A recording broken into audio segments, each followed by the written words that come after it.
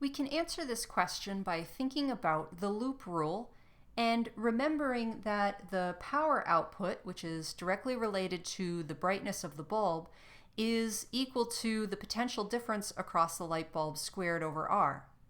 So the potential difference across the light bulb will tell us about its brightness. Now, before the switch is closed, we can think about going around the circuit. If the switch in the middle of this branch is open, effectively that branch doesn't exist. You can't have any current going that way at all. All of the current will go around this outer loop. So think about the potential differences across this outer loop.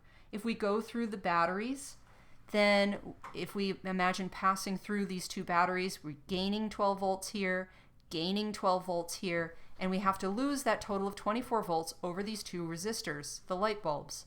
And they are exactly the same. So if I gain 12 volts, gain 12 volts, I'll have to lose 12 volts and 12 volts as I go across the resistors. So the potential difference across each of my light bulbs is going to be equal to 12 volts.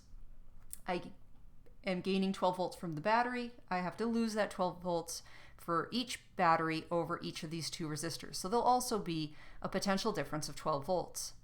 Now what happens if I close the switch? If I close the switch, now there is a bit of the circuit like this. The current can pass along this branch of the circuit. So now let's think about using the loop rule on just this upper branch. So if I do that, I gain 12 volts, okay, and then the sum of the potential differences around this circuit loop have to be equal to 0. So I gain 12 volts here. I have to lose that 12 volts over this light bulb. So once again, the light bulb is going to be consuming 12 volts, or there's going to be a 12 volt potential difference. What about this bottom loop? If I trace around it, plus 12 volts, and I have to lose that 12 volts over this resistor if I trace around this loop, because the sum of the potential differences has to be equal to 0. So once again, this is going to be 12 volts. So if I close the switch, I get the same potential differences across the two light bulbs as I did before, so they are going to have the same power output. Nothing is going to change.